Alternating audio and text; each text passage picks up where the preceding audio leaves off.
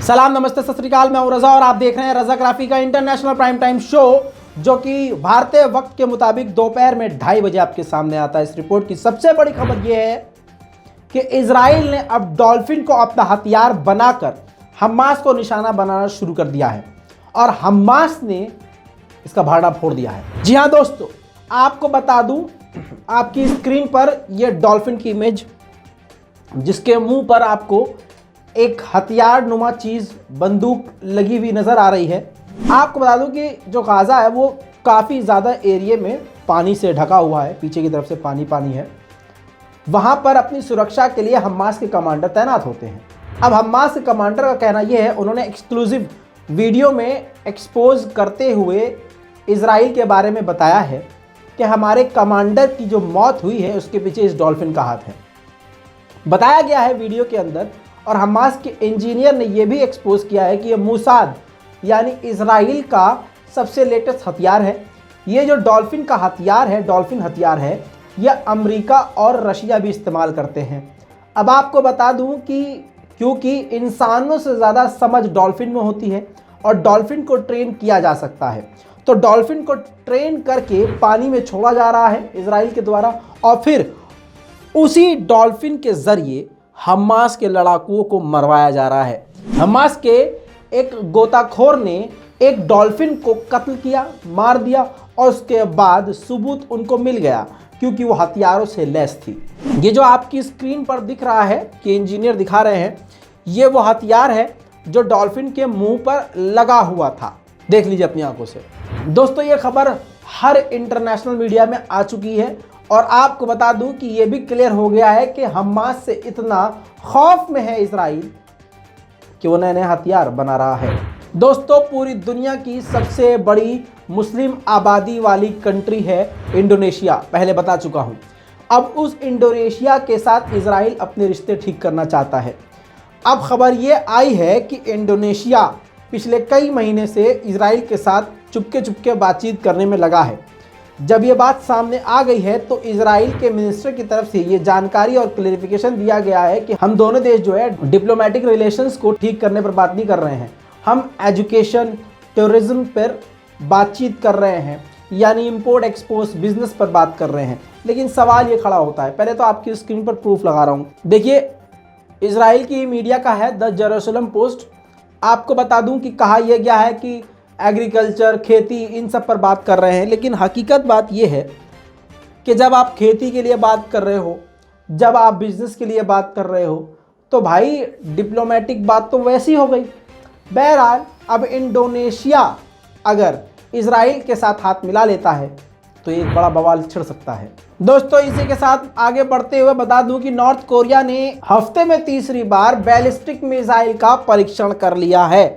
जी हाँ दोस्तों, north Korea लगातार अमेरिका के लिए मुसीबत बनता जा रहा है और काफी तेजी के साथ, यानी एक हफ्ते में तीसरी मिसाइल का सफल परीक्षण कर लिया है। दोस्तों, कोरिया ने मिसाइल टेस्ट तो कर लिया, अब खतरनाक इरादे कोरिया के देखने के बाद अमेरिका और अमेरिका के दोस्तों ने कोरिया से कहा है, रिक्वेस्ट किया है कि गुरुदेव, आप ये जो हथियार बना रहे हैं और टेस्ट कर रहे हैं, इसको कृपया करके आप रोक दीजिए और जो परमाणु का निर्माण आप कर रहे हैं, परमाणु बमों को जो बार बार आप टेस्ट कर रहे हैं, प्लीज़ उसको भी बंद कर दीजिए। दोस्तों, अगली खबर पाकिस्तान से। पाकिस्तान के लिए एक पॉजिटिव चीज़ होने वाली है। आपको बता दूं कि सारी दुनिया मिलकर चीन के जो ओलंपिक्स गेम हैं उनका बाइकआउट किया जा रहा है।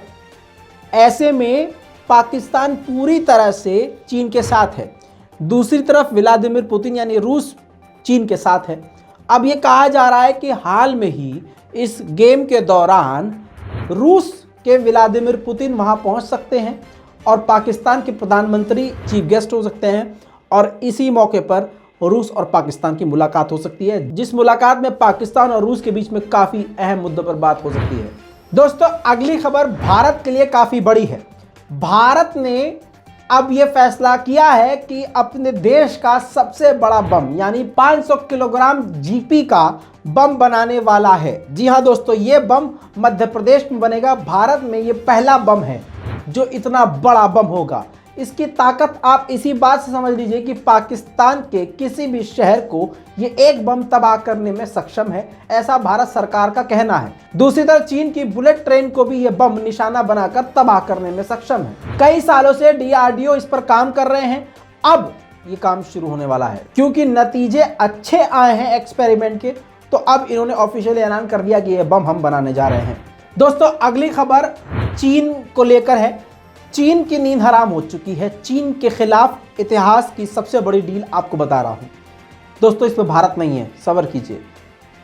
ऑस्ट्रेलिया और जापान ने दोनों ने मिलकर ऐसी डील करी है कि चीन को दिन में तारे नजर आ रहे हैं। दोनों के बीच में डील ऐसी हुई है कि दोनों देश की सेनाएं एक दूसरे के हर पोर्ट का, जंगी सामान का, एयरबेस का और युद्धपोत के जो भी स्टेशंस हैं, जो भी चीजें हैं, यानी कहते हैं ना भाई तुम मेरे भाई हो, जो मेरा है वो तुम्हारा है, आओ जो इस्तेमाल करना है करो। इसी तरह से जापान ऑस्ट्रेलिया और ऑस्ट्रेलिया जापान के किसी भी हथियारों के अड्डे, किसी भी पोर्ट, किसी भी युद्धपोत का इस्तेमाल कर सकता है। अंदरूनी सारी जानकारी एक दूसरे से शेयर करेंगे। इसके अलावा चीन ने अगर ऑस्ट्रेलिया पे हमला किया तो जापान और ऑस्ट्रेलिया मिलकर एक साथ हमला करेंगे। दोनों देशों पे किसी पर भी अगर चीन ने हमला किया तो दोनों देश मिलकर चीन की नींद उड़ाएंगे। यह सबसे बड़ी डील हुई है और चीन के खिलाफ ये इतिहास की सबसे बड़ी डील बताई जा रही है। दोस्तों भारत के रक्षा मंत्री श्रीमान राजनाथ सिंह कोरोना पॉजिटिव हुए। इस पर चीन ने जमकर ताने मारे। आपको बता दूं कि चीन के ग्लोबल टाइम अखबार ने मनोबल तोड़ते हुए इंडियन आर्मी के लिए लिखा कि बताइए जब अगले दिन मीटिंग होनी है तो एक दो दिन पहले राजनाथ सिंह कोरोना पॉजिटिव हो गए। फिर अगला सवाल ये भी खड़ा किया कि अब जो राजनाथ सिंह कोरोना पॉजिटिव हुए हैं, इससे बॉर्डर पर जो इंडियन आर्मी है उनका मनोबल टूटेगा और तैनाती आर्मी की कम होगी और भारतीय सेना इससे कमजोर पड़ेगी। चीन के ग्लोबल टाइम ने यह मौका भी नहीं छोड़ा। हालांकि हकीकत यह है कि चीन में हर दूसरा व्यक्ति कोरोना पॉजिटिव हुआ था, लेकिन क्या कभी किसी देश की मीडिया ने चीन के ऊपर इस तरह का मजाक उड़ाया? नहीं। चीन कितना गिरा हुआ है आप इसी बात से समझ सकते हैं। दोस्तों अगली खबर कजाकिस्तान, यानी कजाकिस्तान का आपको अपडेट दे दूं, जहां पर एक बड़ा गृह युद्ध टाइप में छिड़ा हुआ है। 10,000 लोगों को कजाकिस्तान की सरकार ने डिटेन कर लिया है क्योंकि वो बहुत ही खतरनाक तरीके से प्रदर्शन कर रहे थे। दोस्तों आपको बता दूं कि 170 लोग अब तक मारे जा चुके हैं। आपको बता दूं कि नया अपडेट ये भी है कि प्रेसिडेंट ने बताया है कि अब जो हमले हैं वो कम हो गए हैं और स्थिति कंट्रोल में है। दोस्तों कजाकिस्तान में जब रशियन मिलिट्री पहुंची तो सबसे ज़्यादा तकलीफ अमेरिका को हुई और अमेरिका ने कहा कि रूस पीछे नहीं हटता जब घुस जाता है तो। लेकिन रूस की तरफ से अब यह बयान दिया गया है कि 2 दिन के अंदर रूस की मिलिट्री वापस जाना शुरू हो जाएगी और 10 दिन के अंदर ये जो मिलिट्री है रूस की, ये वापस अपने देश चली जाएगी। आपकी स्क्रीन पर वीडियो लगा रहा हूं जिसमें आप खुद देखिए कि रूस ने रशियन को, जो रशियन कजाकिस्तान में रहते थे, उनको अपने देश वापस बुला लिया है, उनको बचा लिया है और कुछ दिन बाद अपनी मिलिट्री को भी वापस बुला लेगा। दोस्तों अब खबर बांग्लादेश से। बांग्लादेश में रोहिंग्या मुसलमानों के कैंप में एक बार फिर से आग लगी। आपकी स्क्रीन पर जलते हुए कैंप की वीडियो आपके सामने है। आपको बता दूं कि अच्छी बात यह है कि किसी के भी मारे आने की खबर नहीं है, लेकिन सवाल ये खड़ा होता है कि 1000 टैंक कैसे जल गए बांग्लादेश में। दोस्तों इसी रिपोर्ट में एक ब्रेकिंग न्यूज़ आपको दे रहा हूं। आगे जो जानकारी आएगी वो भी हासिल करने के बाद एक्सक्लूसिव रिपोर्ट आपको बना के दूंगा, लेकिन अभी तक जो जानकारी हमारे सूत्रों के मुताबिक आई है वो काफ़ी बड़ी है। तुर्की और बांग्लादेश के बीच में सिक्योरिटी डील हुई है। जी हाँ, नई सिक्योरिटी डील तुर्की और बांग्लादेश के बीच में हुई है, जिसकी डिटेल अभी तक नहीं आई है, लेकिन ये बात क्लियर हो गई कि दोनों देशों के बीच में बड़ी डील हुई है जो भारत के लिए झटका है। दोस्तों 2016 में मिलिट्री कूप करने की कोशिश की गई थी, सत्ता पलटने की कोशिश करी गई थी और तुर्की के राष्ट्रपति रजब तैयब एर्दोगान को मारने की कोशिश की गई थी। अभी तक इन्वेस्टिगेशन जारी थी और अभी भी जारी है। इसी बीच में 116 लोगों को अलग अलग देशों से, तुर्की में ही अलग अलग देशों से तुर्की की सरकार ने गिरफ्तार कर लिया है, जिसे बताया जा रहा है कि ये वही लोग हैं जो सरकार पलटने की चाहत में थे और मिलिट्री कूप करने में जिनका रोल था, और ये सारा काम अमेरिका के द्वारा करवाया जा रहा था, अमेरिका के इशारे पे हो रहा था। दोस्तों इसके अलावा अगली खबर अमेरिका से। अमेरिका के न्यूयॉर्क सिटी में बिल्डिंग में आग लग गई जिसमें 19 लोग मारे गए, जिसमें 9 लोग बच्चे थे। आपकी स्क्रीन पर वो footage.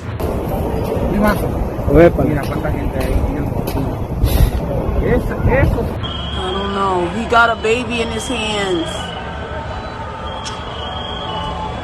The baby is wrapped up.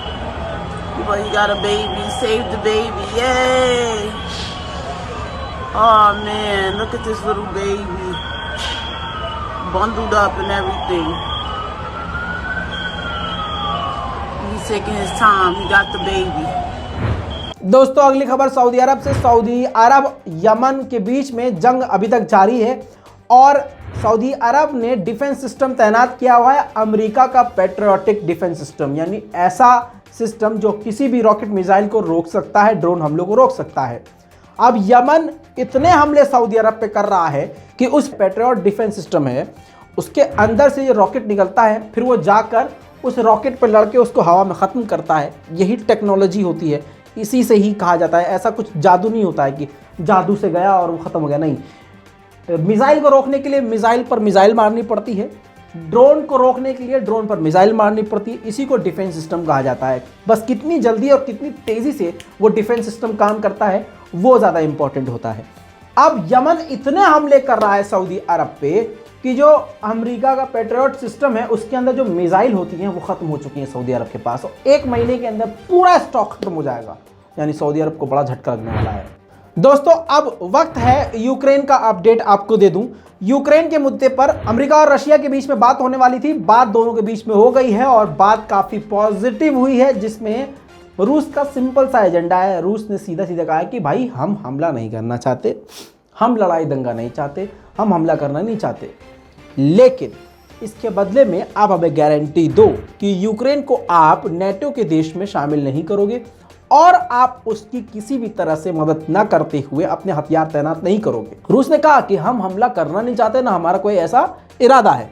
दूसरी तरफ अमेरिका ने ये कहा कि अगर रूस ने कोई भी गलती की तो हम पाबंदी लगा देंगे। दोस्तों अगली खबर म्यांमार से। म्यांमार की इस महिला को आप जानते होंगे, वहाँ की प्रधानमंत्री आंग सू की, इनको जो है 4 साल की जेल सुना दी गई है। म्यांमार में मिलिट्री कूप हो चुका है, मिलिट्री की सरकार वहाँ चल रही है।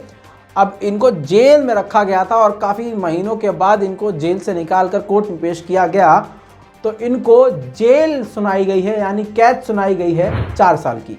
दोस्तों अगली बड़ी खबर आपको बता दूं कि जर्मनी, फ्रांस और ब्रिटेन का वॉरशिप भारत में तैनात होगा। जी हाँ, और भारत के वॉरशिप के साथ तैनात होगा।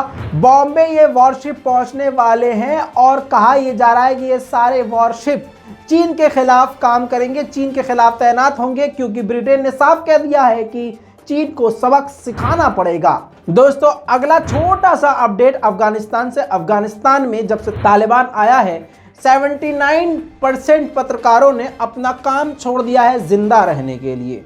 ये एक बड़ी मुसीबत है। पत्रकार जो हैं सबसे ज़्यादा निशाने पर हैं और दूसरी मुसीबत में है महिलाएं। दोस्तों अगली खबर चीन से। चीन एक बड़ा मास्टर स्ट्रोक खेलने वाला है। चीन के अंदर पहुंचने वाले हैं सऊदी अरब, ईरान, तुर्की, कुवैत, ओमान और बहरैन। जी हाँ, ये सभी देश पहुंचेंगे चीन के अंदर। ये सारे मुस्लिम देश चीन के साथ बातचीत इस मुद्दे पर करेंगे, बिजनेस, डिप्लोमेट, इंपोर्ट एक्सपोर्ट, इसके अलावा और भी कई सारे मुद्दे हैं जिस पर ये मुस्लिम कंट्रीज चीन से बात करेगी। लेकिन दुख की बात ये होगी अगर वीगर मुसलमानों के बारे में कोई बात न की जाए। दोस्तों इस पूरी रिपोर्ट पर आपकी क्या राय है? अपनी राय कमेंट में लिखिए, रिपोर्ट को शेयर कीजिए। मैं हूं रजा और आप देख रहे हैं रजाग्राफी। जय हिंद।